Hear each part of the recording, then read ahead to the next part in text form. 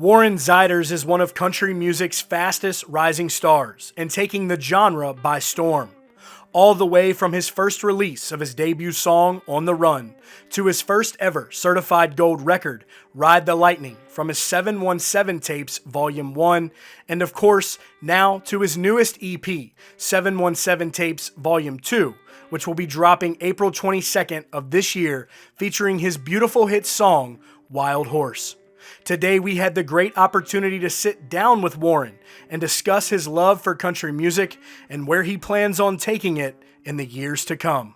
Hey, y'all. Welcome back to Country Cast. Today, we have Warren Zeiders joining us. Thank you so much for taking time out of your busy schedule to make this interview happen. It's a pleasure to have you on the channel. You're absolutely blowing up right now in country music. I think I just checked this morning and you're over 2 million streams alone on Spotify monthly. That is absolutely insane, man. So, I can't tell you how much of an honor it is to have you on the channel. So welcome. I appreciate you having me on here, man. I'm also happy you got my last name right. A lot of people don't. Yeah, I'm sure you probably get that a lot. But, I've been following you for some time, pretty much since you broke into the scene with On the Run. I'm telling you right now, man, you have a way of capturing a country music fan's ear instantaneously. It's really exciting to have you in the genre. And, I think a lot of folks know about you, obviously, from your social media platforms and how much of a reach you do have. But I think, if we can kick things off, a little bit of a backstory on how you came into country music and what Warren Zeiders' home sort of looked like in developing a love for country music. Yeah, really, I would say it starts with my early childhood. I would say it goes back to my roots and, how I was raised and the lifestyle I lived growing up. I grew up simple living from an early age up until, it was still simple living, but I lived in this place called Duncannon, Pennsylvania, from my early years up until fourth grade. And many people know, but many not. Majority of my life was spent in Hershey, Pennsylvania. So I was born and raised in Pennsylvania, so that's everything I knew, and that was what my life consisted of. Up until now, what this music industry has opened up for me, so much traveling and stuff. But, my background really begins in church for me. I came from a Christian family. From whether you're Christian or not, I'm just a man of faith personally, and I think a lot of that has helped me on this journey and this path I'm going down, and taking me in the right directions. So a lot of it's owed to my faith and my family and all the people that have had my back since day one. But really, starting in the church, I would say, is where my love for music began. So not only was it just a love for country music, but music as a whole. I think that's kind of where I learned that, songs can be an escape, but also they can give you something and make you feel your feelings more and more. So I think it all depends on what direction you want to go with music and stuff. But that was such a way for me to connect with my belief system. Music was. So, growing up singing in the church pews and stuff, and, that's, early childhood memories, that's what I can remember. But, the way I was raised, listening whatever my grandfather had playing or whatever my mom had playing in the household, whether it was Christian music to, country music, and even too, I'm sure you can probably tell from my background, I got some, rock influences in there as well. So, I grew up on all sorts of things, and I think I'm a lover of music as a whole.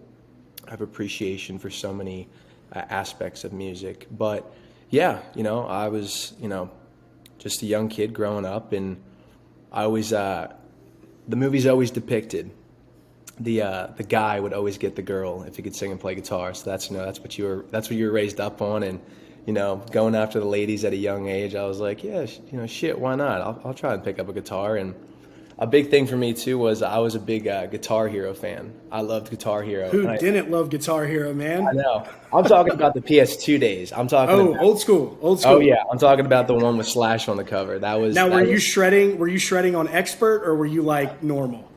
No, man, I was like 6, 7 years old. I'm playing Slow Rider, yellow, red, green. Yeah. So, that's how much it's ingrained in my brain. I know that song so well from that game.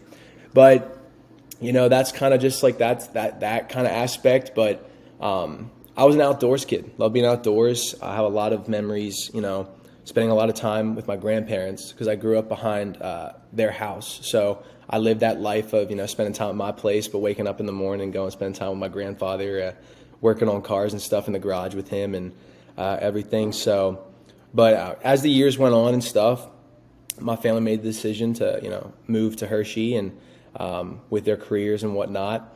And that was an awesome place to grow up too.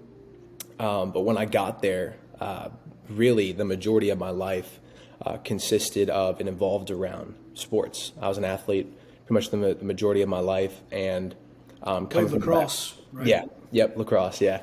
And my background and my upbringing, sports were a big thing in my life. My dad was really big into sports growing up, so it was something that we really valued. And I think, honestly, reflecting back, and I've said this in other interviews, if it wasn't for being an athlete all these years, I think a lot of it, and, back to my faith too, I think personally the good Lord put all these things in my life to set me up for the best opportunity to chase success in country music and just music as a whole, just with, the discipline and all these characteristics that come along with being an athlete.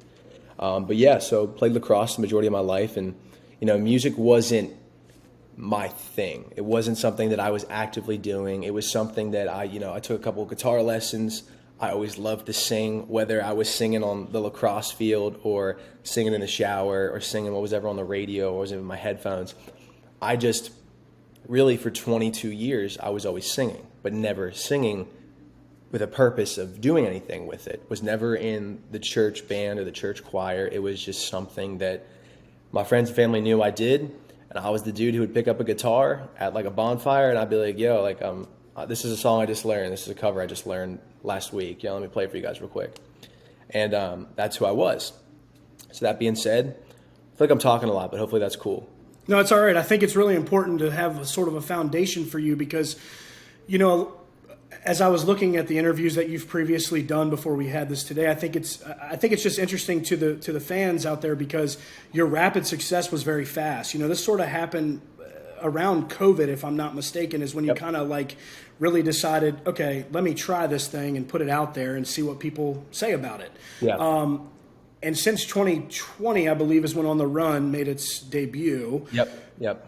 You have shot to an astronomical place in country, and I really do mean that because one thing that I want to talk about is you have a voice that, country music is all about songwriting, and I think you have a really great approach to songwriting as well as your vocal ability.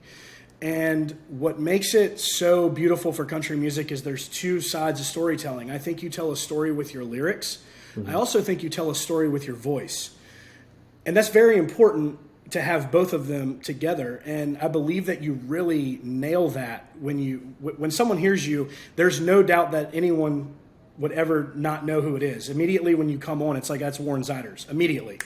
And that speaks volumes. So I'd like to ask you about your songwriting approach and how much that means to you, because it is a significant role in country music. And, sometimes I think it gets lost. Yeah. Maybe sometimes with artists, if they, but with you, I really feel like you do try to hit on every element and foundation, that surrounds your life and what you encounter day to day. So tell me about your songwriting approach. I would say my songwriting approach is like you said, it has been a very fast and quick year for me. And to be completely transparent with you, and I've said in other interviews, the first song I ever wrote was On the Run, like ever. First time sitting down, trying to put pen to paper and trying to write a song. And then can I ask what that looked like real quick before we move? Like, how did that come about? I think that it was roughly around COVID-ish, and I was posting covers and whatnot, and I was kind of like finding and falling in love with these people, and I'll shout them out, like a Zach Bryan, Co Wetzel, Whiskey Myers, Tyler Childers. These people who I love, surrounded by excellent folks. Yeah, and I loved the way they articulated things they wanted to say. And I think for me, the way it looked was one night I was by myself, just playing some guitar on a summer night outside. And I was like, you know what? Like, started building a melody in my head, and I just was messing around. And the song, you can look at what the meaning behind the song is anyways. I kind of always viewed it as kind of like a murder ballad almost kind of a thing. And it is darker. It is. But the concept behind Always on the Run, I wrote that in a standpoint for me because I was always a person who was always doing things, always getting into mischief, always trying to figure out what's the next thing for me to do. Like never allowing sidetracks or things to slow me down. I was always driven to the point of how can I be better? How can I be better at sports? How can I be better as a person in myself in my everyday life? So I think it's a cool song. And I think for me, when it comes to the songwriting thing, I just go into it and I approach it that I want to have fun doing it. I just want to enjoy the process, and I try not to put pressures on behind writing music. I try to just allow things to form, and you're not always going to write a number one hit every time you write. That doesn't mean you don't go in there with an approach of like, okay, let's write the best song we can. I do have that in the back of my mind, but I also go in there and I'm like, let's just have fun today. I got some ideas. Y'all might have some ideas. And I love that process of co-writing too. That was such a new thing for me as well, of, sharing your feelings and ideas and, finding your people, finding new people who may understand you, who get the vision, who understand what direction you're going in. It's been a really cool process for me. But at the end of the day too, like you brought up songwriting, and I'm sure this is probably gonna be a question you're gonna ask, but Wild Horse, my song that just came out. Oh, we're going to talk about that. Yeah. I can touch on it if you want me to now, but if you want to ask. Yeah, no, go for it, man. The reason why I bring that up is it's hot off the press. It's out now, and it's been really well received with my fan base. I mean, I think I was looking this morning when I woke up and doing like a double take, but I think it's got 2.3 million streams already, which is just incredible to think. It's outstanding. I mean, one thing about Wild Horse that I will say that's another standout point to make for you, I think out of all of your songs, in my opinion, I think Wild Horse shows the versatility in your voice out of all of the songs that we have heard. There's a little bit of a somber tone, it's slowed down a little bit. It's lighter than the grit and the rasp, but the grit and the rasp is, man, it's just a killer sound that you have. But with Wild Horse, there's something that takes it down a bit, and it's a very beautiful song. And for those of you who haven't heard it, you need to go stream it now. Wild Horse is out. It's going to be on 717 Tapes Volume 2, which we're going to talk about here shortly as well. But tell us about maybe why Wild Horse you took it back a bit on the vocal approach, especially the piano version. Yeah, I think, it was the premise behind the song. I wanted to portray and find that emotion that it took for me to write that song when it came down to actually producing it and putting it out there. And it was. Where does that song come from? So actually, the meaning behind that song, a lot of people, and people who've come to my live shows have heard me say this. A lot of people, no matter how you perceive the song, and that is the beauty behind music, you can take a song and you can connect it to any point in your life and make it your own, and that's why I love music. The premise behind me writing this song was I knew getting involved into this country music scene and into this whole thing, the premise behind chasing a wild horse is chasing your dreams, whatever or whoever your wild horse is. 22 years riding back and forth. That was the talk about my life of transitioning and going from an athlete to now pursuing this. I think the premise was go after whatever you're going after. There's going to be heartaches. There's going to be downsides. There's going to be ups. There's going to be really lows. Like there's so many things that you can't control, but that doesn't stop you from continue to chase and keep going after what you're doing, because you don't know at the end of the day what lies in front of you. You don't. You don't. And what's segue into the next point here, talk about dreams, man. Ride the Lightning is certified gold now. That is certified gold, dude. I mean, that's got to feel great to know that it's been 2 years and it's you got a song that's certified gold. Fans have just fallen in love with it. I mean, what was that like knowing that Ride the Lightning hit that milestone? I think with I think it was amazing. It was amazing. And I think for me personally, I love one of my favorite lines from someone who's on my team and stuff like that is happy but not satisfied. And I think that there is that killer instinct in my body from sports and just kind of how I was raised of enjoy the moments, take it in. And I made sure to give as much love as I can to my fans in person, in the shows and on socials, because at the end of the day, that song personally to me is not mine anymore. After seeing the hundreds of thousands of videos made on social media, how people took that song and ran with it and made their own stories and connected with it, it became their song. So it wasn't my song that went gold. It was me and my fans. It was our song that went gold. And that was that really cool moment for me to realize. And it's amazing, man, to think that the sheer power behind my social media presence, but not even just that, my fans who care. Just, it's been amazing to meet the people in person on this 717 Tapes tour that I'm on right now and just hear the stories and actually feel the emotion in person and just have that connection. And the craziest thing is too, is that it wasn't on the radio. This was straight up fans engaging and caring about what we are doing, and it went gold in 6.5 months, which is just that's insane. crazy, man. It's outstanding, dude. And speaking of like how you've have this fan base that just is so dedicated to you, which clearly it's been shown time and time again, you know, getting into the country music scene and breaking through like you did, where do you see, taking country music and evolving it nowadays is kind of difficult. You have a lot of folks who are really traditional, and then you have the ones who are really hardcore with the modern. It's kind of on both sides. Sometimes it goes back and forth, but most of the time there are your hardcore fans on each side of the fence. Where do you see yourself evolving country music? How are you going to do that for everyone out there? You know, I think my best response to that is when people ask me a question like that.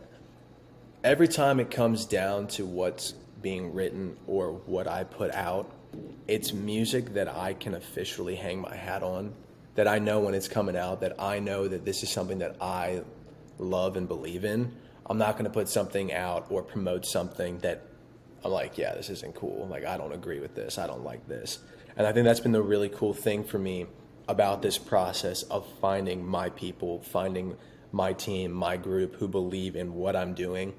And really, it is funny because I do dabble in all these different worlds right now between, anywhere to a Morgan Wallen, to this mainstream massive success, to the more Tyler Childers, the Co Wetzels, the Texas Crews. I'm in these worlds, and I think it's a great place to be because of the music I'm making. It's this in-between world. And I'll be honest, Wild Horse was a different side to me, but I wanted to do that. That was something on my heart that needed to be said to show my fans, like you said, there is a different side to me. I don't always have to be 100%.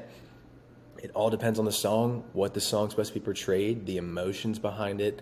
So I really like the position I'm in. And for me, really, I have a lot of cool things coming up that I can't talk about right now, but keep your eyes open. I think a lot of people are about to be surprised to see what's coming out, what's coming next in this next couple of months.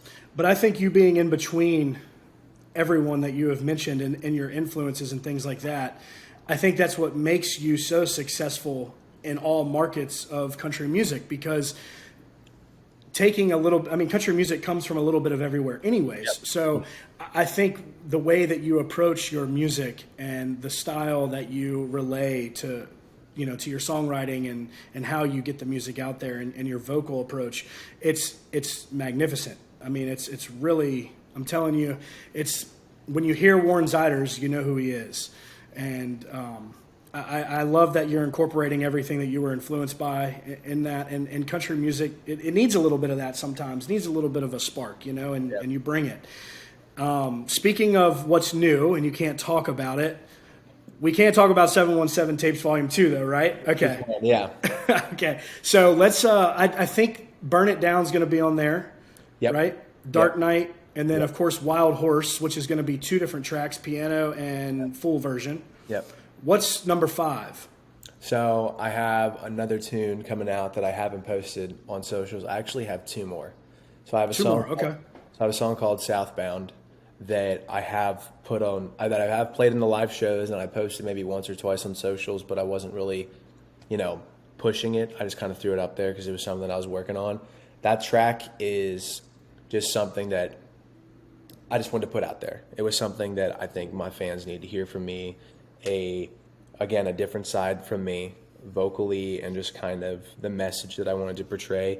And then I have another song. It's different. It's different, but it's super cool, and it's called "Ain't Been Found." So those are two other tracks that'll be on the 717 Tapes EP Volume 2. When you say it's a little different, can you give us a little bit of what it is? A little bit different in regards to, I think, how do I want to put this? It's got a little bit of folk, bluegrass, kind of almost like Louisiana, kind of a stomp to it. It's cool. It's cool. It's different. It's a different side of me. I experimented. I like the way it turned out, so we'll see how the fans engage. But I think the biggest thing for me is, like you said, these markets. I'm a person who likes to chase success and likes to win, and I think I don't want just one demographic. I want all of them, and I think that that's been super cool for me to see it in real time and in person, seeing these people in person, from a biker dude to the Cowboys to all these people, like people that look like they're straight from Yellowstone and people who look like from the Sons of Anarchy, like just that kind of demographic that I'm capturing. So it's been really cool. And people. Did you watch both of those shows? I have to ask. No, I never finished Sons of Anarchy. Okay. I watched sporadically. I never sat down and fully committed myself to watching it, but I keep wanting to. Yellowstone, yes, I have watched it. Who's your favorite character on Yellowstone? On Yellowstone, man, I feel like it's. I mean, if you say honestly, you know what? I like Kevin Costner. Okay. I like John Dutton. Yeah, that's a fair choice. I was gonna say Rip, but I was gonna say I like John. I like John. I think John and Rip have pretty much taken that show over, anyways. Yeah. With the fans, but yeah, reaching the demographics, like you said, I like to hear that. Fans love to hear that, and the reason for that is because country music has to keep going. Yeah. And it's like, where do we take it next? And it's guys like you who are coming into the mold that are doing that and making people stop, take a listen, and say, man, who is this guy? Maybe I'm not a country music fan, but whatever he's got going on, it's seriously grabbing my attention. And that is what I believe is so important about you, is that you just have a sound that can connect with so many people. Connecting, let's go to your tour for a minute. Your tour's sold out too. So clearly you're making some sort of progress. The entire tour is sold out, I think. There's like 2 dates or something that you had to add to make it happen. So that tour goes until when? So the last show of the official acoustic 717 Tapes tour ends May 6th on my birthday. Okay. It'll be fun. We'll go out with a bang, and we're playing in the biggest venue yet, 1,200 plus people. So it'll be fun. That's in your hometown, right? Yeah. May 6th. Yeah. Cool. That's going to be really. What's the craziest thing you've seen on tour so far? What is the craziest story? Man, honestly, it's going to sound funny, but just for me personally, it's seeing in real time people singing back a song that has been out for a day. Like people singing back Wild Horse to me, 300 people screaming it back to me, and just in harmony, I think was so. I looked over at my guitar player and I was like, dude, this is wild. I'm like, just feeling that in real time, because my entire last year was social media. That's what I grew on. But then seeing how much of a connection and this foundation that I've built with them over this last year through the weird times of COVID and not being able to do things and connecting with my music and all these things that we've formed together. And it was just such a surreal moment to just feel that energy in a room of like, wow, they know the words. They know every word of this song already. It's crazy. Powerful, man. Powerful It stuff. really is. So before you go on stage, do you have any like backstage ritual that you guys knock out before hitting it? Actually, you know what? We got like a little handshake type of thing. We say a prayer, and I normally have one drink, and we give each other a hug, and we go get it. What's your go-to drink? Whiskey. I actually know it. Whiskey and Dr. Pepper. Whiskey and Dr. Pepper. It's actually really good. Normally it's a whiskey and Coke, and I'll drink that, but whiskey and Dr. Pepper goes down real smooth for me. Yeah, that sounds pretty good. That's good. The so the tour is sold out, man. You have such a sound in country music, again, for the millionth time in this interview, that is really, I mean, it's captivating. And I think you have a long future ahead of you, bro. And I'm really excited to see where you go from here. And I know the fans are. And like I said, your fan base is really hardcore right now behind you. And that's really important. And it's just a massive rise to success. And it's really awesome to see. But before we go, I just kind of want to talk about some influences. I know we touched on it a little bit, but what's cool to me is one song that I really like is Colt 45, when you did the acoustic cover of that. Yeah. And you have Simple Man on there, the cover, outstanding. But you've dabbled into pretty much everything, and I got to know your major influences. If you had one influence from country music, rock and roll, and hip hop, who would they be? Oh, wow. That's off the top of my head. Whew. Number one. Okay. So honestly, probably my go-to rock and roll would probably be Motley Crue. I really like Motley Crue. Country is difficult for me because the way I view individual things so from a perspective of, I have so much appreciation for what they're doing in their lane. I'll give you two names. I love Morgan Wallen. I love what he's been able to do and the type of country music that he makes. And that man has blown up. Just, he's having a huge year. He's doing big things. And I shout out to Morgan. Yeah, shout out to Morgan. And I love his lyrics. I love what he's doing. And on the other side of the spectrum, honestly, I'll give you a couple, but really I would say anywhere from a Zach Bryan to Big Whiskey Myers and Co Wetzel. Those are three names too. So, I have all these different influences. I can't give you like one specific because I just draw from all these, because again, I dabble in all these different areas of people that I take influence from.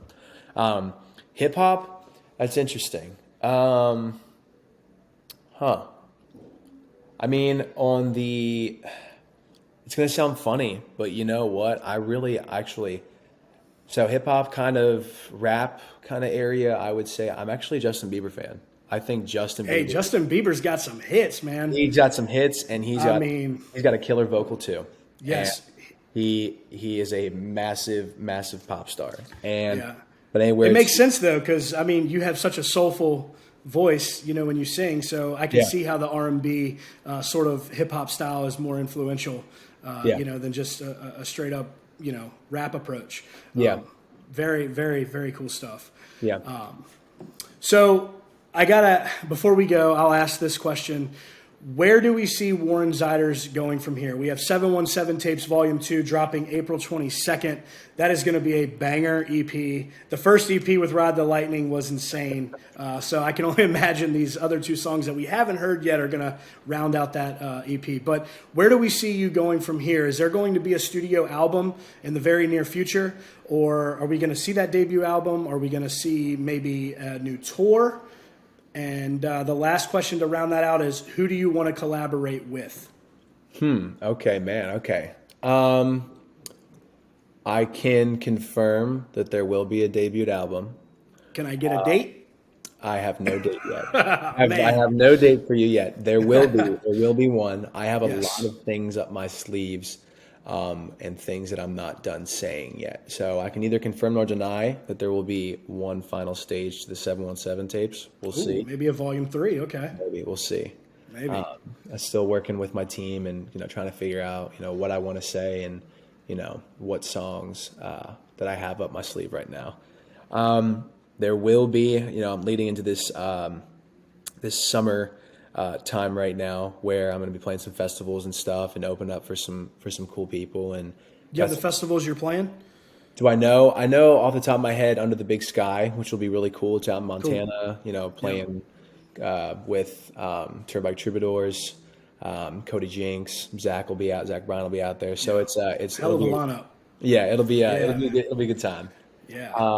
I got a lot of cool things. I don't know if they're public yet or whatnot. I don't know, but there's a lot of cool places I'll be at this summer that I'm super excited to dabble into those markets and meeting new people, whether they're a fan already or making them a new fan. And then what was the last question you wanted to ask me? I got to know who you want to collaborate with. Oh man, Who can we see on a Warren Zeiders record in the future? Okay. Honestly, I'll put Morgan on there. I think Morgan would be a fun collaboration. Morgan, if you're watching, please join Warren on a record. Get on a song. I think that was a big one for my fan base. That was one of the big names that they've repeatedly said. I think that would be cool. I think another one too. A lot of my fans feel this way, and I think we could make something cool. Co Wetzel. I think that'd be a cool Absolutely. one. Absolutely. And I'm sure there's plenty more. Actually, I'll give one more name drop just to see if his ears perk up if he's ever gets a chance to listen. There's this guy named Swaco. Swaco he sings Paralyzed, right? Yep. Bro, Swaco is real. Swaco, I don't know if you're watching this, but man, if you are, yeah, Swaco's the dude, man. Mm-hmm. That's an interesting. So you're into the more of the metal core and stuff like that as well, too, huh? Dude, the way I view Everything, the way I view it is, just make cool shit. Yeah, I agree. I think that's kind of where I'm at. Whether you like that, whether you don't like it, whether you like my other stuff on my records. At the end of the day, the biggest thing that I tell myself, and then my dad always told me, is that not everyone's always going to like what you do. And that's just the reality of it all. You can't make everybody like what you do. And I think that at the end of the day, as long as you know who you are when you wake up and you're doing something that you're proud of and that you feel passion for, you'll be happy the rest of your life. And I think that having the belief in myself of what I'm putting out and I can hang my hat on it, I think that's all I can ask for myself. Well, Warren, I agree with you. And I thank you for coming on the channel. And I think that's a good way to close it out. Country music comes from the heart. It always has. It's always been a piece of the fan. It's always been the piece of the people who are listening. It's just played such a significant role in a lot of folks' lives and, getting through their day to day. And I think, looking out, doing what makes you happy. And I just think that's a good way to end this. And guys, 717 Tapes Volume 2 will be coming out April 22nd, this Friday. Volume 1's already out. Hell, we might even get a Volume 3. Wish I could get more details on that, but it's all good. But make sure you go check out Warren Zeiders. This dude is absolutely crushing it right now, and country music is going to be in good hands as long as this gentleman stays with us. And there's nothing else I can say other than this is a voice that country music needs, and we're happy as hell to have you, brother. I appreciate it, man. Thank you for coming on the channel, and we'll talk to you soon. Yes, sir. You've been a great host, man. I can't thank you enough for taking your time. Thank you so much. Thanks, brother. Thank y'all for tuning in to Country Cast. Remember to check out Warren Zeiders and his new EP dropping April 22nd, 717 Tapes, Volume 2, featuring his hit song, Wild Horse.